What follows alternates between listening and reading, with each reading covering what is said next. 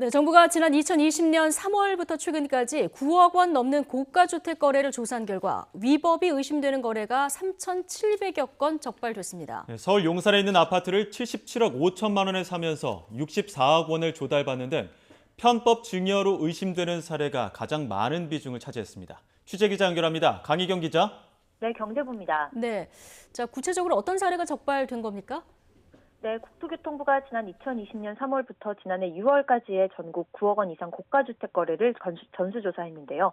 이상 거래가 7,780건, 이 가운데 위법이 의심되는 거래가 3,787건 적발됐습니다. 가장 많은 비중을 차지한 건 편법 증여 사례입니다.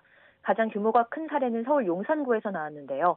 30대 A씨는 용산의 한 아파트를 77억 5천만 원에 사면서 64억 원에 대한 자금 조달 계획을 소명하지 못했습니다. 국토부는 매입자금 출처를 자세히 살펴본 결과 편법 증여가 강하게 의심된다고 보고 사례를 국세청으로 넘겼습니다. 이 외에도 강남의 아파트를 29억 원에 사면서 아버지가 대표인 법인으로부터 7억 원을 조달받은 사례 등이 적발됐습니다. 전체 연령대 가운데 30대에서 적발된 건수가 절반이 넘었고 미성년자 가운데 가장 어린 5살 어린이가 조부모로부터 5억 원을, 17살 청소년은 부모로부터 14억 원을 편법 증여받은 것으로 의심되는 사례도 나왔습니다.